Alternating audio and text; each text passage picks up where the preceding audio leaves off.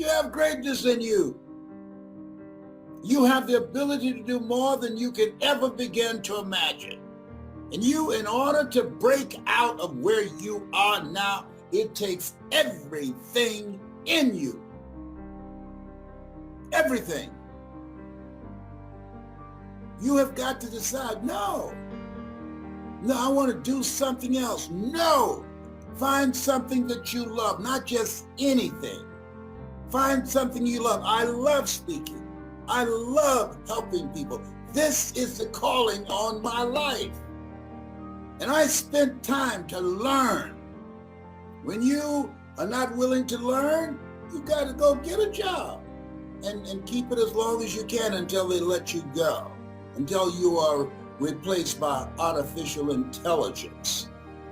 The coronavirus is not the only thing that's eliminating jobs, or until your company closed down because of the effects of the coronavirus and because of the decisions of you can't gather but a limited number of people in a certain given area. That's too precarious. That's too unpredictable. It's better to have something else going for you and not need it than to need it and not have it. No. Don't wait for the hammer to drop. Why, Les? Because you can't think. You can't think. When you get fired, you can't think right away. When you get behind on your bills, you can't think right away. If you get 3 months behind your bills, trust me on this, know this, been there, bought the t-shirt. It takes more than 3 months to catch up. I'm not making this up. I'm telling you what I know. When you don't have money, you don't get 31 days out of the month or 30 days. You get 2 weeks out of the month. What do you mean? Let me repeat. When you owe money and you don't have enough money coming in, you don't get 30 days out of the month. What happened to the 30 days? Well, you get 2 weeks. Well, what happened to those other 2 weeks? They're gone. You start saying, didn't I just pay this yesterday? I know I just paid this yesterday. I'm telling you, time moves by faster when you're under pressure, when you're under the gun.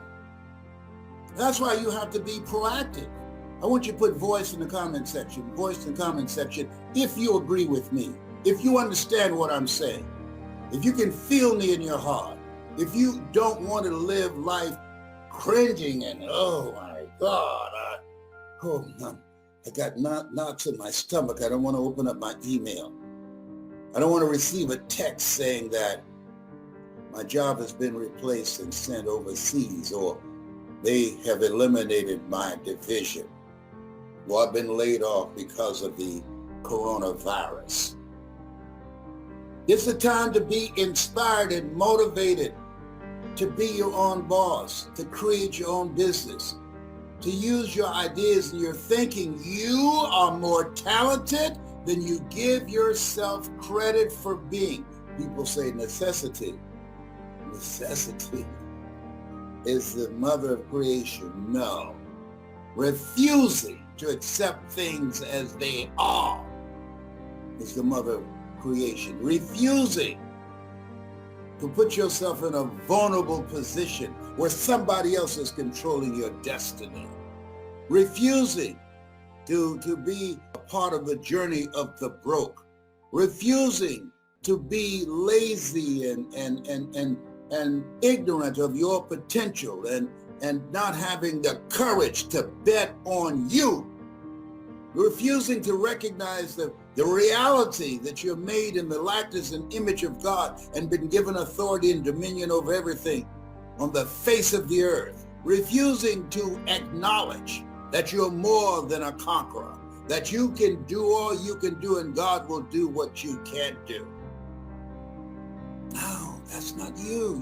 You're listening to me. Everything I'm saying is common sense, but not common practice. I've been stuck. I know I know what it feels like. The things I should do, I don't do, and the things I shouldn't do, I do. I know if I had my life to live over again, I could have done more than what I have done thus far. For a long period of my life, if I had to characterize it, I was crazy with a K. With a K. I'm not proud. I'm telling you. Maybe something wrong with me now with this flat top from the 80s. You know what?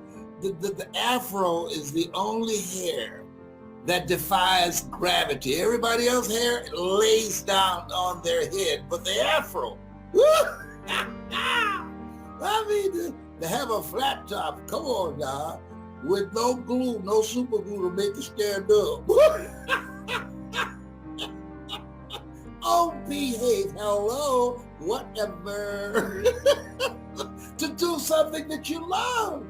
If you enjoy making people feel good, if you enjoy working with kids, if you enjoy helping people learn how to create a bridge from where they are and to the next greatest version of themselves, if you want to do something that gives your life a feeling of significance, of purpose and meaning, of love, of joy, that you look forward to doing it.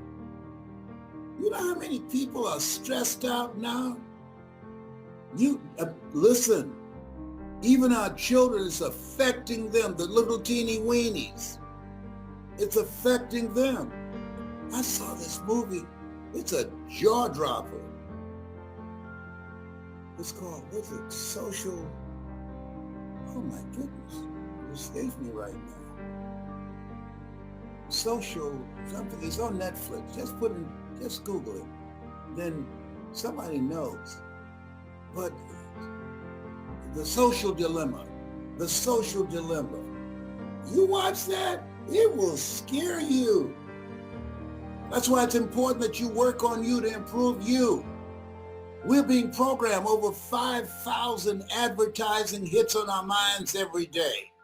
And when you look at the algorithms and our telephone and the computer and all the various platforms that are designed to suck us in and to control our behavior, to manipulate us, occupying our minds every day, fighting for territory in our minds every day. This is a different space.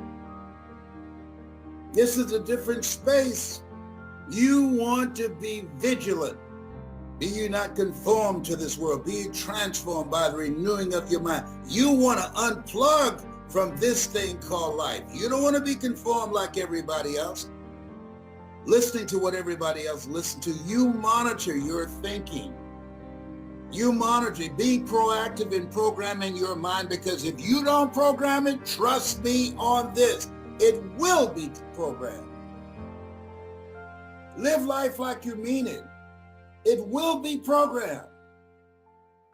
One sickness, ladies and gentlemen, let me tell you what I'm talking about. I resigned from the Ohio legislature.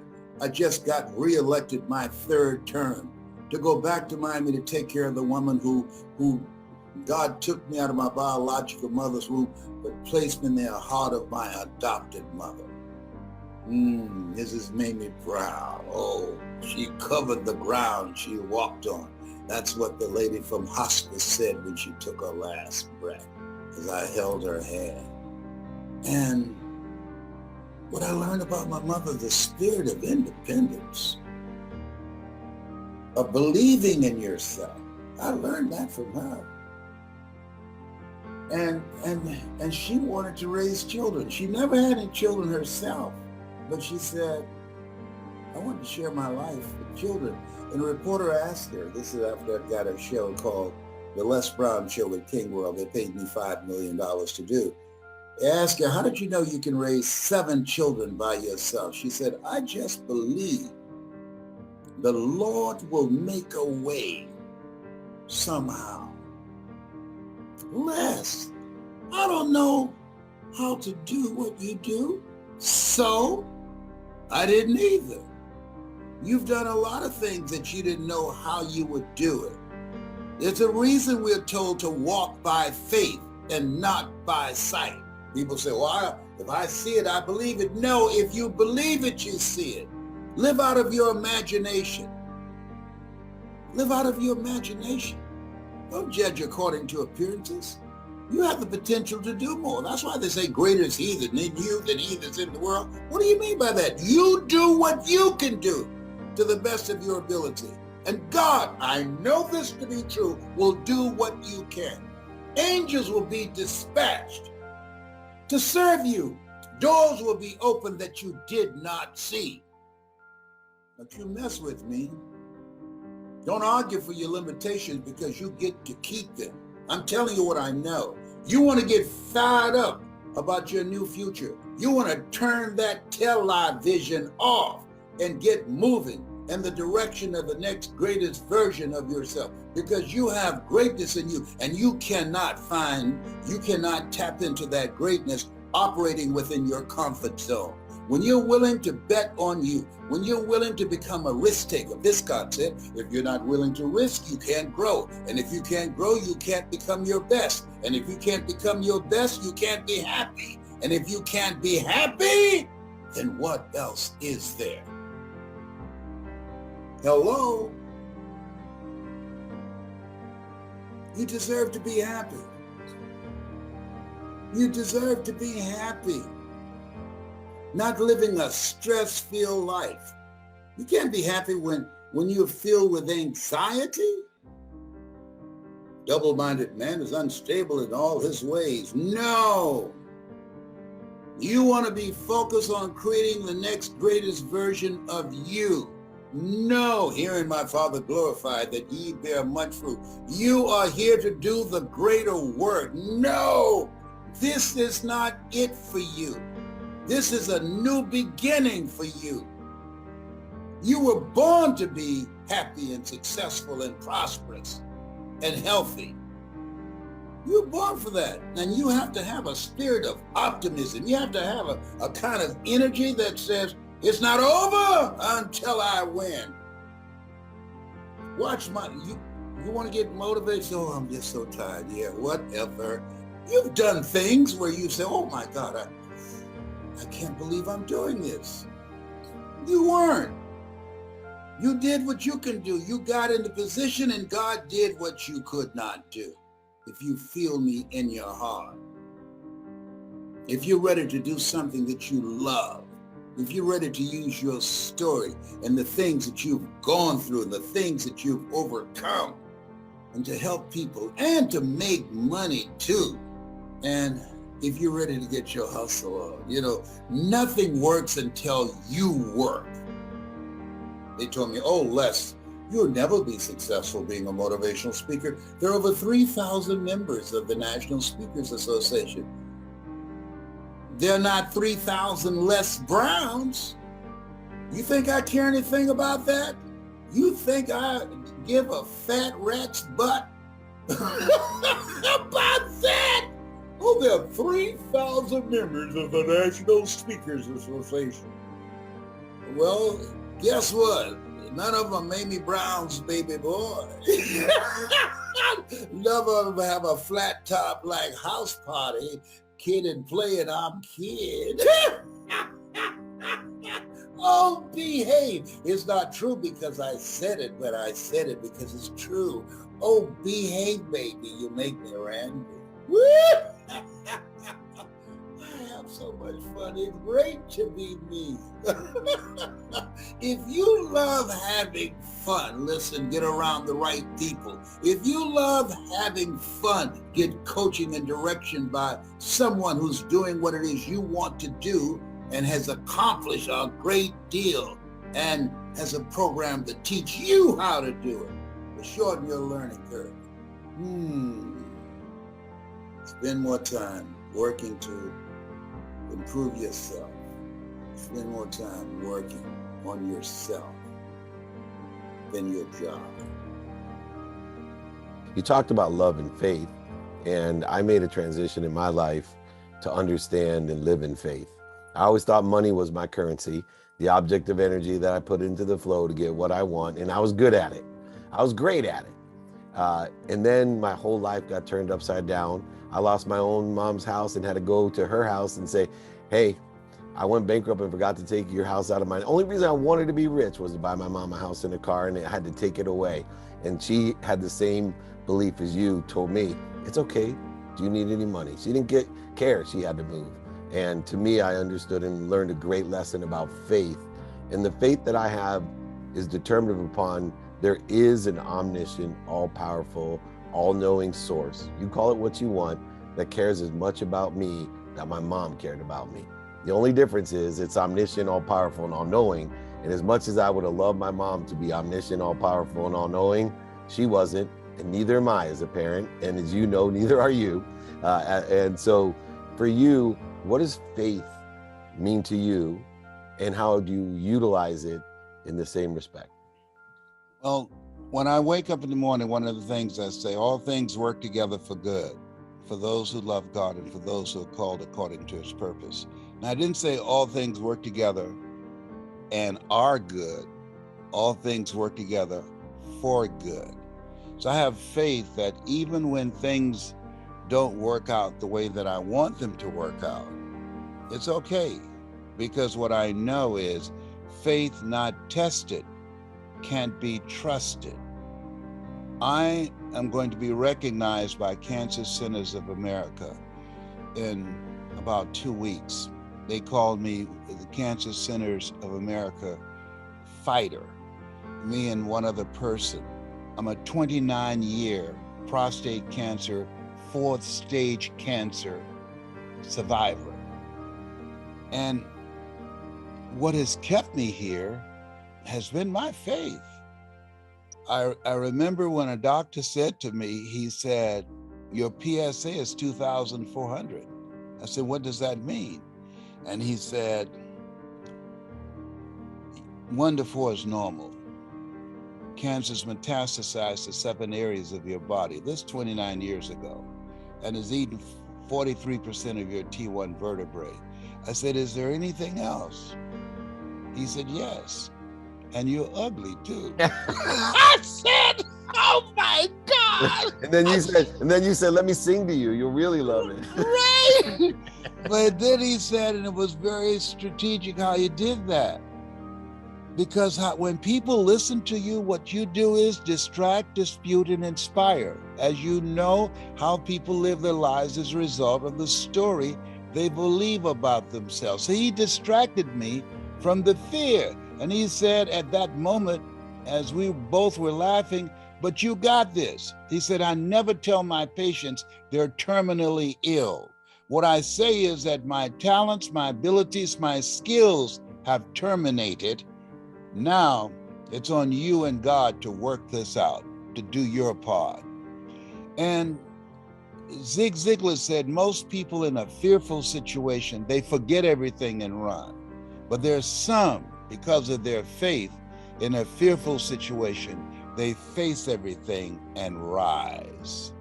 And so I left there not with a heart full of fear, but a heart full of faith. As Zig said, fear, false evidence appearing real, faith, finding answers in the heart.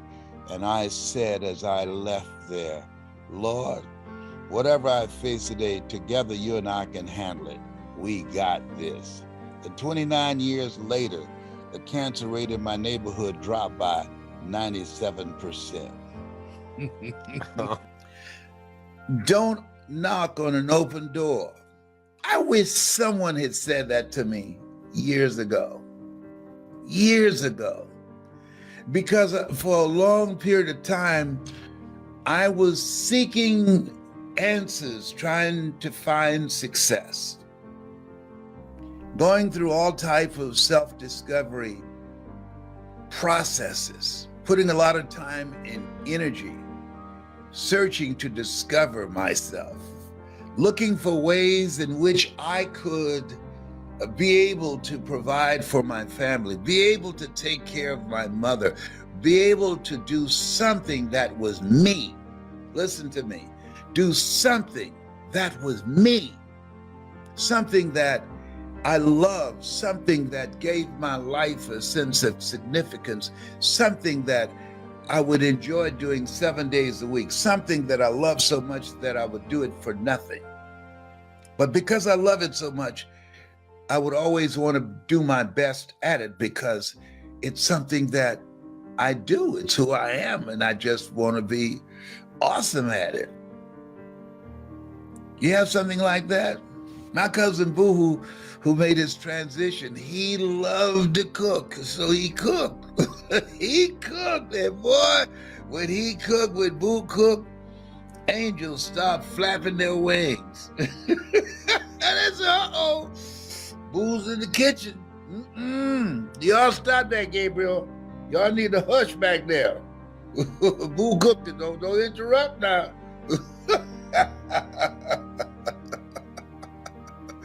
Boy, Boo can cook. Oh my goodness, I miss him so much.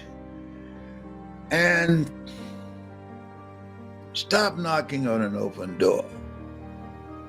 All my life, when I look back, because I did not recognize and use my gift in a different way. I didn't value it. And you know why I didn't value it? Because I didn't believe in it. I did not believe in it.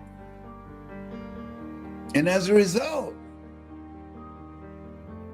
I did not use it. I did not use it to serve at a higher level, to make a greater impact. And because I did not use that which was me, I paid a price.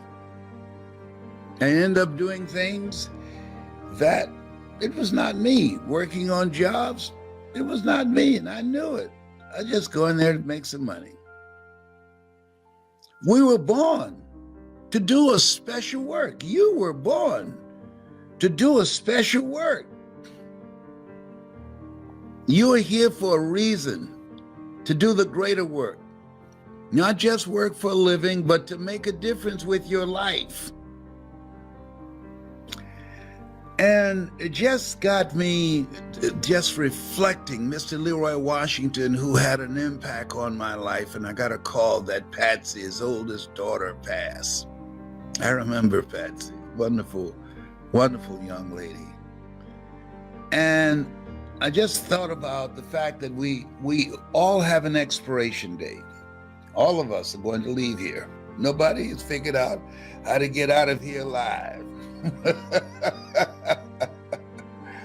And so, stop knocking on an open door, Athea Grant said to me. And I'm about to do an event with her in the UK virtually. Let us be clear. I spoke in Hong Kong last night, and China, and several other countries with Kim Wee virtually. It was fascinating. All the tools we need in order to become successful. In fact, I should be able today, I might get a recording of the last time I was there, and I will share that with you. It was quite an incredible, magnificent experience. But here's what is very important, is to take the time and ask, what is it that I love most? And what is it that people compliment me on that I might have dismissed, that I might have not thought was no big deal to me because it came so naturally, it came so easily? That is my gift, that's my superpower, but I dismissed it. What is that? What does that look like? For years, I did not recognize that my ability to communicate, to reach people, to make people feel good, to inspire them, to uplift them, to give advice, to make them laugh, to motivate them. I didn't think that was no big deal. I just did that, like sleeping. making people laugh, selling wolf tickets while shooting pool, playing chess, playing bid whist, playing cards. No big deal. I didn't recognize it. I didn't value it. I'm saying to you, live your life being present to who you are and what your superpower is, and we have all the tools that we need to monetize it, to make it work for us. And I'm saying, don't be a volunteer victim. You've got something. You came here with something. You were chosen.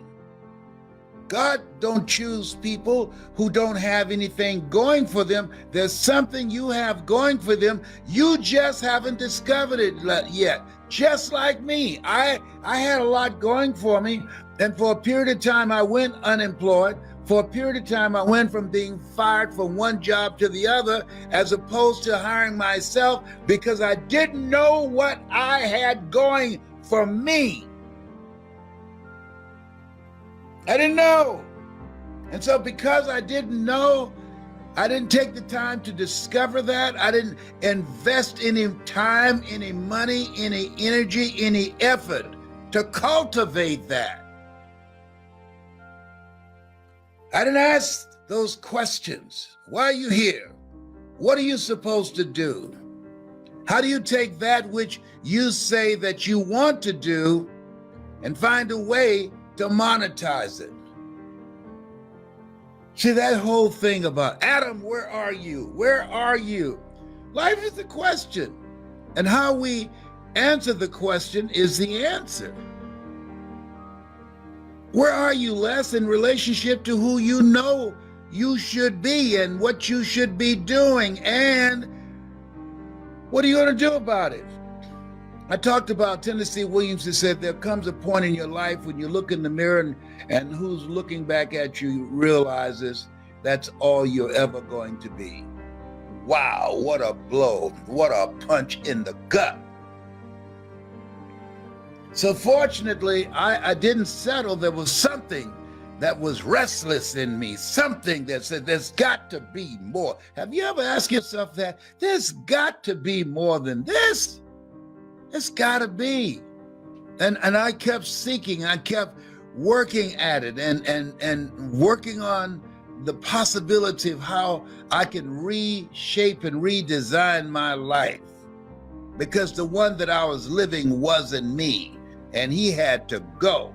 That's why Paul said, I must die daily. That all of us know there are moments in our lives that there are parts of us, that character's gotta get out of here. That does not work for me. It might work for somebody else, but that does not work for me. But for a period of time, I did not use my gift until, and don't let it take you this long, I mean my real gift. I was 37. That's a delay. My real gift. I was able to become a disc jockey, and that was good. I enjoyed that. I love that. I can be a disc jockey now. And I enjoyed being a state legislator. But speaking and motivating people, my real gift, my superpower that I used last night when they brought me on the Zoom before an audience of thousands of people, that's the voice. That's the one. That's the Les Brown. That's his power voice. Why? Because I'm in my power. I was doing what I was supposed to do. I came here to motivate. I came here to inspire. I came here to uplift spirits. I came here to give people a larger vision of themselves. You came here to do something. You came here to make a difference. You came here to live an impactful life. You came here to leave the world in better shape than how you found it. Yes. You came here to allow people to know that what they have experienced, the abuse that they have gone through, does not have to define them. You came here as a guide, as a light, to help people use the steps and the process and the mindset that you had to navigate and bring themselves out of the valley. Yeah, you came here for something. Yeah, because you decided that what you went through would not define you. You decided that. I want to ask you to think about your goals and dreams in 3 areas. Number 1, what's some personal goal that you have for someone that you love? My first major goal was to buy my mother a home. That's what I wanted to do. I remember walking around these big, beautiful mansions before catching the bus going back to Liberty City in Overtown in Miami. I said, Mama, she said, what is it, Leslie? When I become a man, I'm going to buy you a big, beautiful home just like this. How many have somebody that you like to do something for that's personal to you? Raise your hands, please. Very good. I want you to think about that. I'm going to share with you some strategies how you can make that happen. Next thing is I want you to think about your financial freedom number. And when you reach that number, when you earn that amount of money, that you will feel a sense of relief. It take a lot of stress out of your life. It give you more time for yourself and for your family. And what that number is, if you wrote it down or if you're thinking about it, I want you to multiply it 100 times. And the reason that I want you to do that, I have found in my own life that most people fail in life not because they aim too high and miss. Most people fail in life because they have done what I did for the first part of my life. Aim too low and hit. And then I want you to think about your social contribution. I believe that we live in the greatest country in the world that allows us to live a life of contribution. Harsh man said we should be ashamed to die until we've made some major contribution to humankind. One of the goals I have is to reduce the number of women who die from breast cancer. My mother was a 22-year breast cancer conqueror.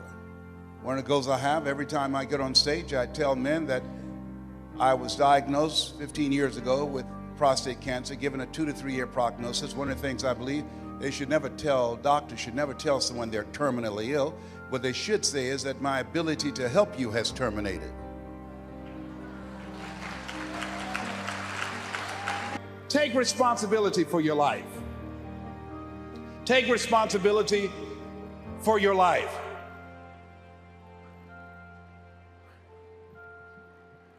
Now that's very important. Remember what Bishop said last night about Adam? Adam, when God asked him what happened, Adam did not want to take responsibility for what he had done. Men have always tried to escape that. Now, you know that we believe a lot in marches. Let me tell you something. Here's a march I like to enroll you on. I want 1 million men to march to a mailbox to give support payments. Just drop some support payments in the mailbox to children that you have helped to create, that you have been irresponsible and you're not taking care of. Don't give that money to the airlines or the bus stations or the hotels. Send that money to those mothers that are still there dealing with and raising those children. Own your stuff. Come here, owner. Where's my daughter? Come here, owner. I got a call 5 years ago from this person here. I happened to be at the office late at night. See, I believe in being open and being honest with you. And the call was, tell them what you said to me. I said, if you had a child in this world that you were unaware of, a descendant in this world that you were unaware of, would you or would you not want to know? What did I say? You said, yes, I would want to know. So I told her I wanted to know. And I said, send me some pictures. She sent me some pictures overnight. I saw this smile. I said, that's mine. Send one of my sons to pick her up. He drove her from Columbus to Detroit. He came in first, said, Daddy, my sister's right behind me. And we've been together ever since. And I'm not ashamed of her. I can't unscramble these eggs and don't want to. But I have to take responsibility that this is my daughter, and I take care of my daughter. Ain't she gorgeous? I'm trying to fatten her up. She got little legs. I'm trying to find a husband while we're here. Got legs so small you can sue him for non-support. That's why she wearing pants.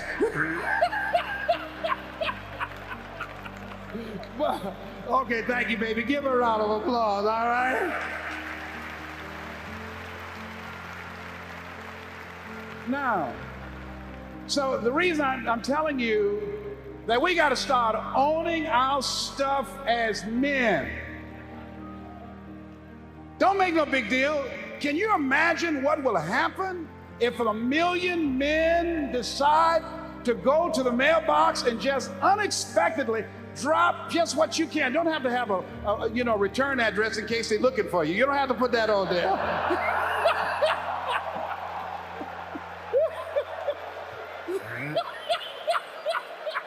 If you real behind, you understand what I'm talking about? I ain't say be no fool now.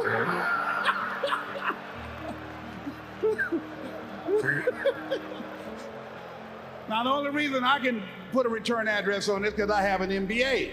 Somebody say, I got you. I thought you don't have a college degree. I don't. The MBA stands for mega bank account. So anyhow, join me then. Don't tell me, well, I don't like her. She got an old man, or she don't need my money, or the children don't look like me. I went to court in the fraternity suit with a friend of mine named Ronnie. And he went to the judge. The judge said, why aren't you paying child support? He said, the babies don't look like me. The judge said, well, feed them till they do.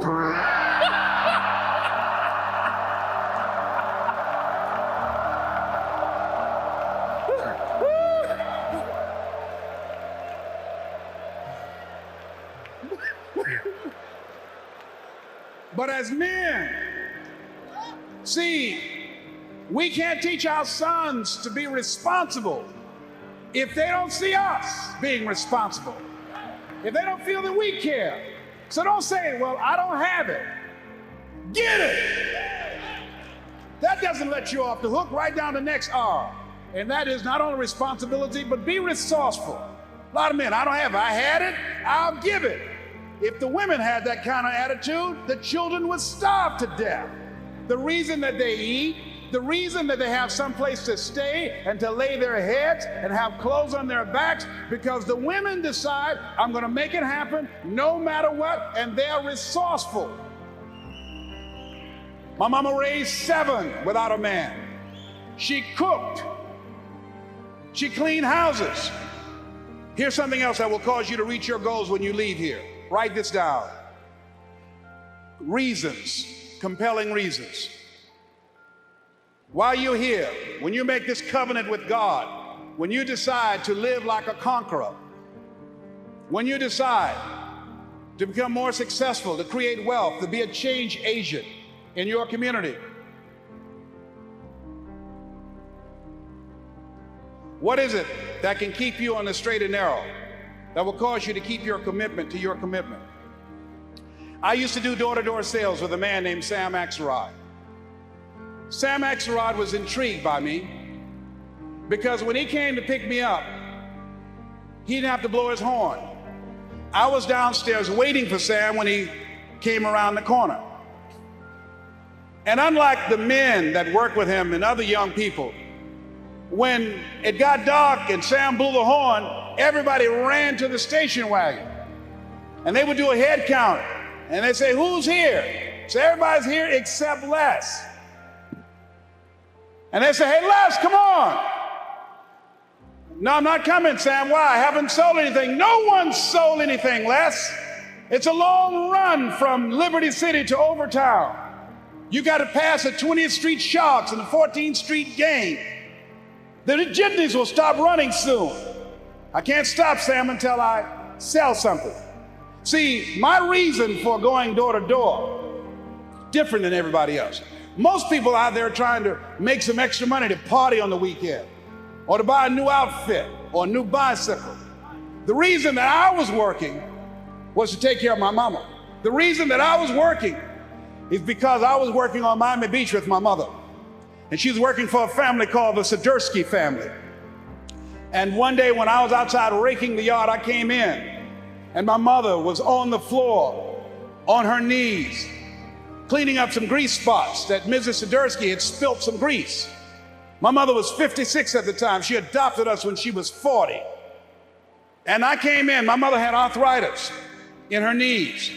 And I could hear her moaning at different times when she moved on her knees on this hard linoleum floor. And I said, Mrs. Swiderski, can I do that for my mother and you can have her do something else? She said, if it's all right with Mamie. And my mother said, no, son, that's all right. I said, no, Mama, it's not all right. I don't want you on your knees, Mama. Please let me do it, baby. And I helped my mother up. And Mrs. Swiderski said, Mamie, go in the other room and find that hat I was looking for earlier.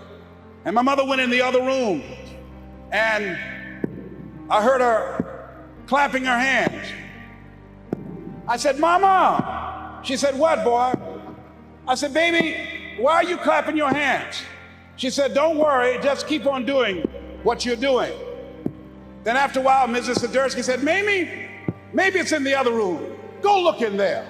Mama went in the other room and sure enough, she started clapping her hands again, Bishop. I said, Mama, why are you clapping your hands? She said, didn't I tell you to pay attention to what you're doing? Then at that moment, Mrs. Swiderski came over. She said, I can tell you why she's clapping her hands. I said, why, ma'am? She said, well, because when I have domestic workers looking for something and they're out of my view, I make them clap their hands to make sure that they're not stealing.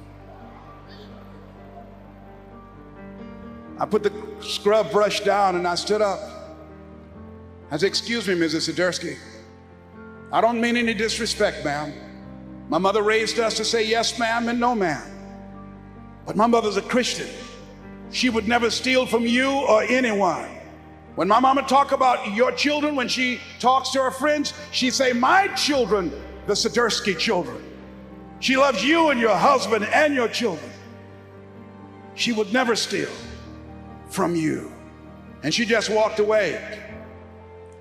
Later that evening, when we were riding across the Venetian Causeway, I was very quiet. And my mother noticed it. I was not my bubbly self. She said, what's wrong, son?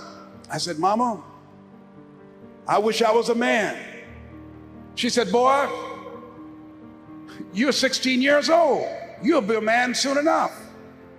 I said, no, Mama. I want to be a man now because if I was a man, right now, we would never have to wear somebody else's hand-me-down clothes that their children no longer want. I'll be able to buy clothes for my brothers and sisters and you. If I was a man, we would never have to eat anybody's leftover food that you cooked for, because I'll be able to buy us groceries if I was a man. If I was a man, Mama, no one would ever have you on your knees cleaning up grease that they spill. And nobody would ever make you clap your hands because they think that you're stealing. If I was a man, Mama, I'll take care of you. She said, Mrs. Swiderski told you that, didn't she? I said, yes, ma'am. So I was a man, you would never cook for anybody but me. My mama used to fix a kind of sweet potato pie that you couldn't eat with your shoes on.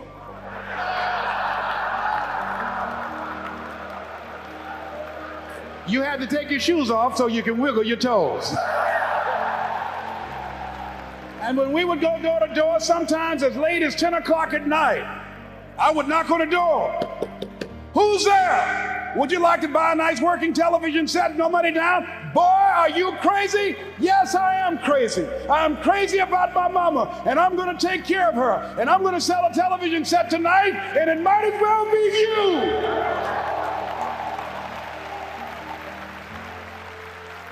And after a while, somebody would say, come on in there, boy, and that better be a good set. What are the reasons? Write down while you're here at this Manpower Conference. Write down 5 compelling reasons of why you're going to keep your commitment to change your life, Keep your commitment never to go back to the life that you once lived. Keep your commitment to creating wealth for yourself, to taking care of your children, to be more responsible, to manifest Christ in you, in your life, in your community. Keep your commitment to live a life of contribution, to keep your commitment to be a conqueror, and to act like it, and to have authority and dominion over everything in your life. One of those reasons I got on one of my tapes, if life knocked you down, try and land on your back, because if you can look up, you can get up. Your reasons will help you to get back up again. They'll be your rod and staff to comfort you. So you got to write down 5 reasons on everything that Bishop is saying, and Bishop Merritt and all the different speakers and the relationship seminar that Brother Lewis Greenup will do. How you will incorporate the principles from this Manpower Conference in your life and live them and manifest them and support them. Now here's one second to the last thing. Let us say together, you got to be hungry. Hold this one. Hold it. Mr. Washington, Mr. Brown, what do you want to do? Well, sir, I'd like to be a disc jockey. Mr. Brown, if you want to be a disc jockey, you got to be hungry. What do you mean by that, sir? You've got to be willing to do the things that others won't do in order to have the things tomorrow others won't have. He said you got to work on yourself, develop your mind. You don't get in life what you want, you get in life what you are. Always strive to get on top in life, because it's the bottom that's overcrowded. You got to be hungry. I said, yes, sir, I'm hungry. I want to be a disc jockey, sir. He said, is that right? I said, yes, sir. He said, start listening to Paul Harvey. Start listening to people who are effective communicators. Be conscious of what you're saying and how you're saying it, because how you express yourself, once you open your mouth, you tell the world who you are. See yourself as a radio disc jockey. Start working to get sponsorship. Start creating the radio format that you want. Start developing your personality. I said, wait a minute, sir. I said, I want to be a disc jockey. I don't have a job yet. And then he quoted Whitney Young. He said, it's better to be prepared for an opportunity and not have one than to have an opportunity and not be prepared. You got to be hungry. So I started working to develop myself and developing my communication skills. I expected to have a radio program, so I created my formats. I started learning how to write commercials and do jingles. And then I came to him one day. I said, okay, Mr. Washington. He said, okay, Mr. Brown, remember, you've got to be hungry. You don't have a college degree. You have no journalism. You have no broadcasting. This is a very crowded field. It's very, very competitive, Mr. Brown. You're going to face no and rejection every day. But if you're hungry enough, the world will make a place for you. So I went to apply for a job on Miami Beach to Milton Butterball Smith, the program director. Hello, Mr. Butterball. How are you, sir? My name is Les Brown, sir. I like to be a disc jockey. You have any journalism in your background? No, sir. You have any kind of broadcasting experience? No, sir, but I've been training myself, sir. Let me audition for you. Let me show you how good I am. He said, I'm sorry, we don't have any job for you. I was discouraged. I went back and I told Mr. Washington. I said, Mr. Washington, they said no. He said, don't take it personally. Most people are so negative, they have to say no 7 times before they say yes. He said, you got to be hungry. Go back again. I said, yes, sir. Hello, Mr. Butterball. How are you, sir? My name is Les Brown, sir. I like to be a disc jockey. Weren't you here yesterday? Yes, sir. Didn't I tell you no yesterday? Yes, sir. Then why are you back today? Well, sir, I didn't know whether or not somebody was laid off or somebody was fired, sir. No one was laid off. No one was fired. I came back the next day. Hello, Mr. Butterball. How are you, sir? My name is Les Brown, sir. I like to be a disc jockey. I know what your name is. Weren't you here the last 3 days? Yes, sir. Didn't I tell you no the last 3 days? Yes, sir. Then why are you back today? Well, sir, I didn't know whether or not someone got sick or someone died, sir. No one got sick. No one died. No one was laid off or fired. Now, don't you come back here again. I came back the next day talking loud, looking happy, like I was seeing him for the first time. Hello, Mr. Butterball, how are you? He looked at me with rage. He says, go get me some coffee. I said, yes, sir.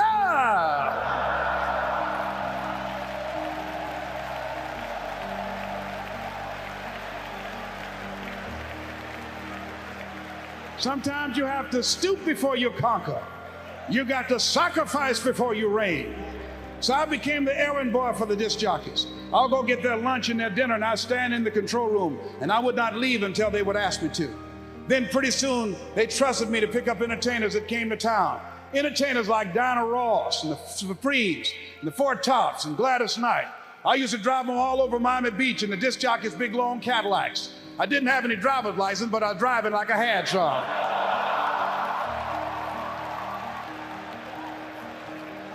Then one day, I was at the radio station, and a disc jockey by the name of Rockin' Roger was drinking while he was on the air. He was slurring his words. It was obvious he was so inebriated he couldn't complete his show. And there I was looking at him through the control room window, walking back and forth, young, ready, and hungry. I was saying, drink, rock, drink. Drink, rock. I'd have gone to get him some more if he'd asked me to. Then pretty soon the phone rang. It was the general manager, and I answered the phone. I said, hello? He said, young boy, this is Mr. Klein. I said, I know. He said, Rock can't finish his program. I said, I know. He said, would you call one of the other DJs in? I said, yes, sir. I hung the phone up. I said, now he must think I'm crazy. I called my mama and my girlfriend Cassandra. I said, y'all come out on the front porch and turn up the radio. I'm about to come on the air.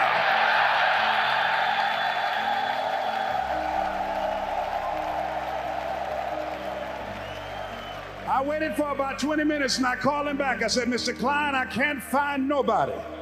He said, young boy, do you know how to work the controls? I said, yes, sir. He said, go in there and segue the records and don't say nothing here. I said, yes, sir.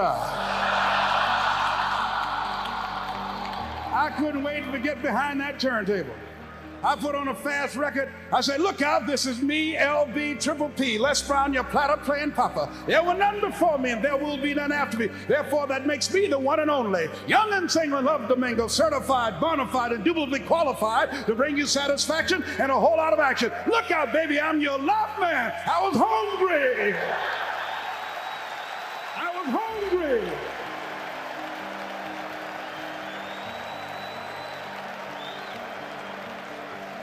Shake somebody's hand on your right and left and say, you gotta be hungry. Who do you have to unbecome to become the person you truly need to be?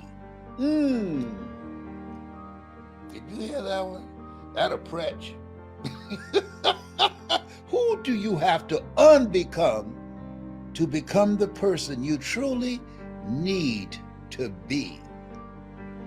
I had to unbecome being a disc jockey. I had to learn how to use my voice in a different way.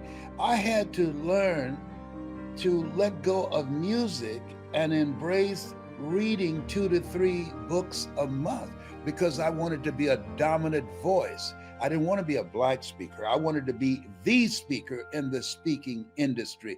I'm the kind of person, if I'm going to do it, I'm all in. I'm the kind of person, I don't like being in between. I don't like to be at the back of the line. I want to be in the front of the line, and I'm going to prepare myself and work on myself to be a dominant voice. Take no prisoners, and like Mike Tyson, eat the wounded, starting at the ears. Let me get some ketchup. Oh my God, no he did not. No, he's bad today. He's a bad boy. He's a bad boy today. Yes, he is. I think it's the proximity of Tyrone and the fact that we're going to have some very beautiful weather today here in hot Atlanta. That's what it's going to be today. It's been cool a few days, but today I think we're going to be around 82. That's fabulous. I got me some cocoa butter. And I'm going to sit on the back deck and rub myself down in some cocoa butter. Get myself a little tan up in here. Up in here. You wonder, who are these people behind me? My children. They're speakers and they're trainers. On your right, that's Calvin, and he's my oldest son. Then Samaya, she's a little preacher. She's a little incognito preacher.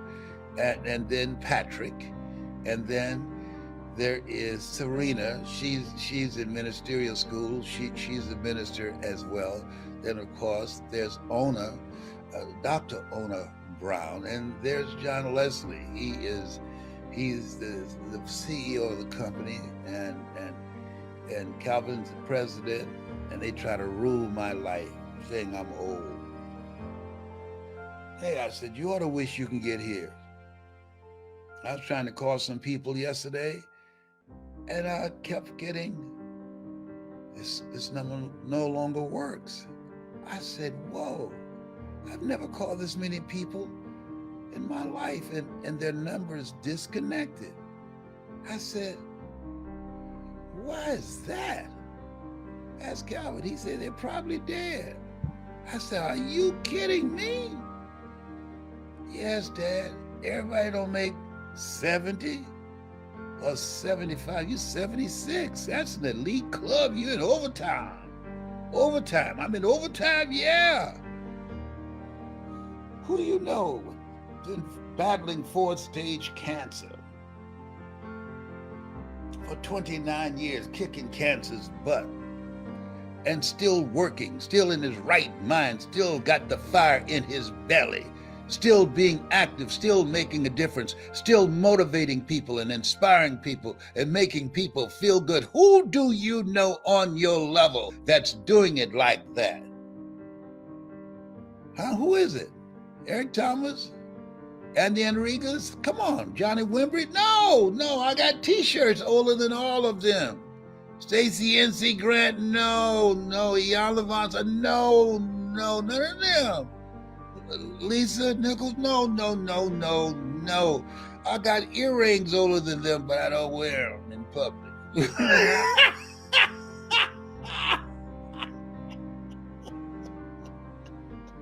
You are just over the top this morning. You don't need to go to sleep at 8:30 anymore and wake up at 3:30, just munching at the bit to get to the microphone. No, you don't need to do that anymore, because you're off the hook this morning. You're over the top this morning. Yes, you are. If you believe that laughter is important, if you believe being deliberately positive is important, having a spirit of optimism is important in spite of, because there are a lot of people that don't understand the power of laughter and the power of being joyful and deliberately feeling good. Does it mean that I don't have any challenges? Yes, I do. Stuff's happened to people that I care about. Yeah, got a nephew's blind at 38. And thinking of ways to keep him motivated and inspired and engaged and not giving up and not feeling that no woman would be interested in him because he does not have any sight. Oh, no. I said, come on. You handsome dude, you look like your uncle. Somebody can see you. Come on now. And if she blind, she don't care how you look. I remember being at West Angeles and George Wallace, a comedian, I'm not making this up. He got mad because the bishop brought Stevie Wonder down on the front row. George Wallace said, why give him the front row seat? Put him on the back row, facing the wall. He won't know the difference. I said, oh my God, come on, George.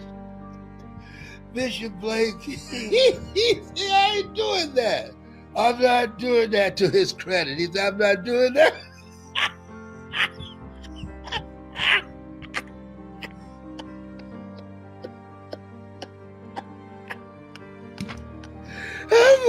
What made me remember that? I'm about to cry. Put him on the back seat, facing the wall. Oh, that's what Jonathan would say. Oh my goodness. Oh boy.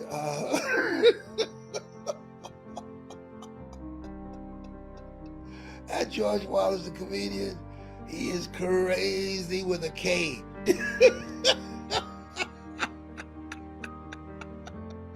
Oh boy. Thank you, Zakia. Says laughter is contagious. You are absolutely right. Thank you very much. Who else got some comments about laughter? Warner, what will it take for us to beat the Russians to the moon? What will it take for man to go to the moon? And I want to say to you, when you think about your life, you think about where you are right now, and you might be facing eviction, foreclosure, losing your job, losing your business, losing your relationship, whatever it is. These 5 words, you want to keep in your mind. Warner said 5 words. The will to do it. And sat back and didn't say a word. And everybody looking.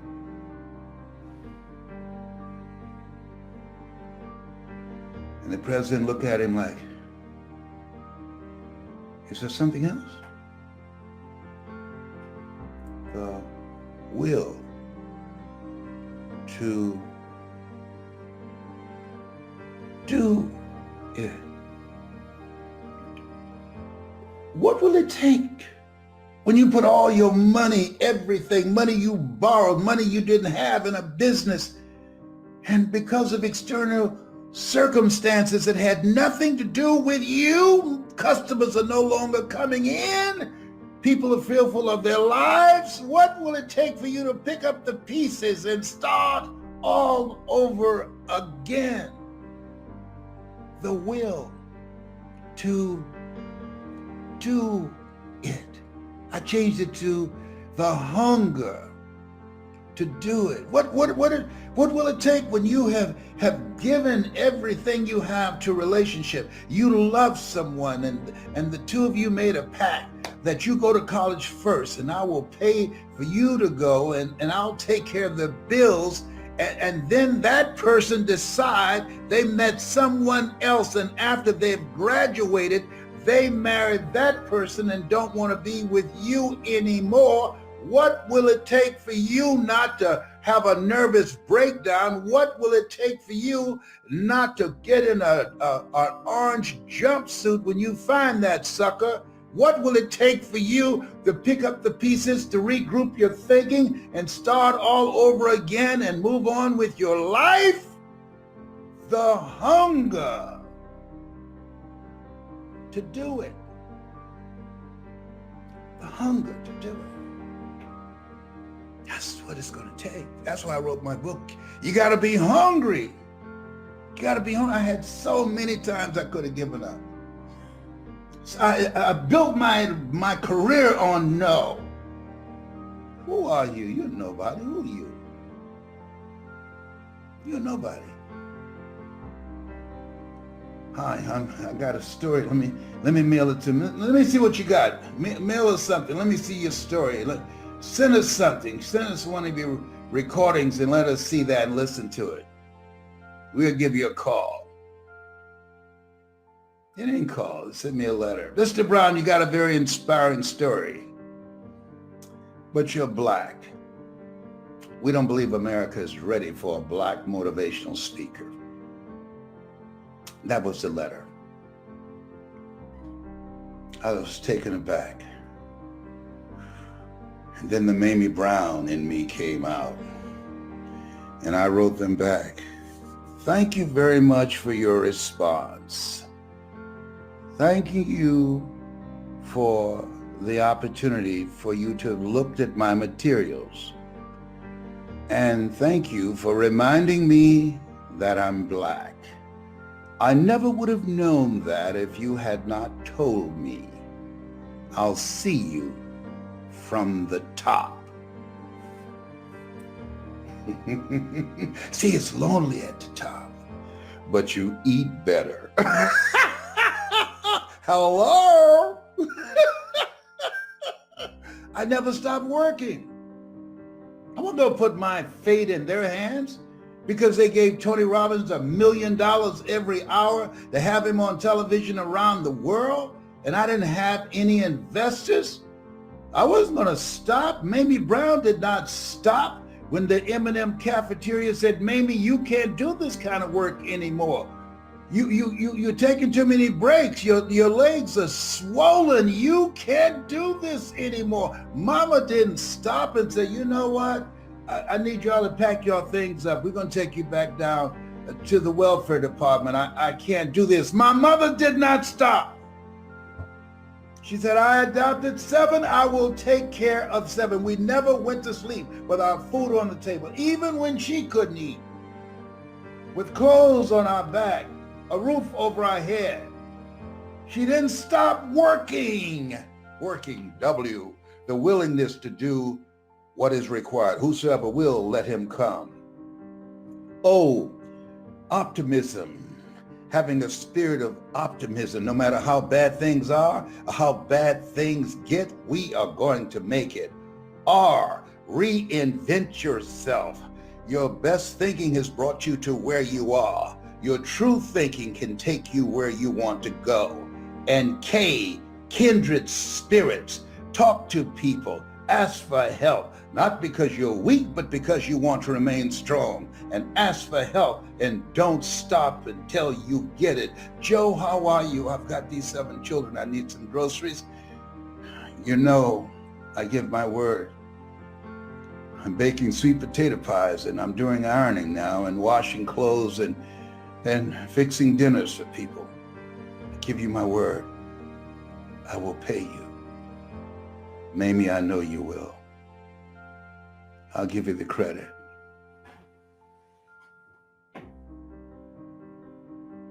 Hey, find a way. There's no time to be depressed. We're not given the luxury of that. It's no time to sit back and complain about why are they playing politics with this relief situation. Come on, why are they playing politics? What's wrong with Nancy Pelosi and McConnell? Why can't they get this thing together? It's not about them. It's about you. If the politicians are cooperative and care about us and have compassion for us, that will help. If they would be willing to release funding that we are entitled to as Americans because the government dropped the ball when it came to this coronavirus and is devastating our lives in so many ways. And if they took ownership and say, you know what, we really need to step up our game, looking out for the American public, saving lives and see that they are taken care of with their tax dollars. And let's not give it all to the wealthy people. People don't need any money anyhow. No, let's do the right thing. The least they do unto these, my brethren, do it also unto me. And let's put away the finger pointing. You all right? Let's forget all that. Let's look out for the people that we serve. That will help. But the major key to your and my future, the major key to you and my being able to put our lives together, to get up and move forward, the major key to creating the next greatest version of ourselves and looking out for our families and improving our lives and our community. A major key is you. It's me. It's all of us. We have to decide that we're going to take responsibility. If the politicians cooperated in the process, that would help. But if they don't, we will not be sitting around outside of Walgreens or Walmart with a cup in our hands looking for a handout. No, we'll figure it out.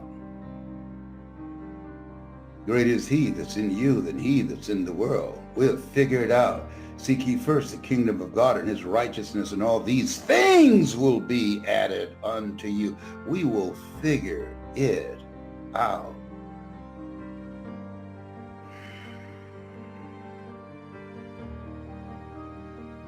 You have something special. You have greatness in you. And many times the things that appear, and I can't say this enough, to happen to us, they happen for us. That's why Viktor Frankl, in his book called Man's Search for Meaning, adversity introduces a man or woman to themselves. That's when you find out what you're made of. That's when you find out. It doesn't happen in your comfort zone. It doesn't happen when your mortgage or your rent or your lease is paid, your car note is taken care of, you got money in the bank,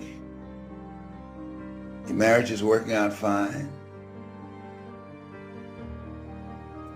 you're circling the block, saying, oh God, do I have to go in there? Hoping there's sleep. No.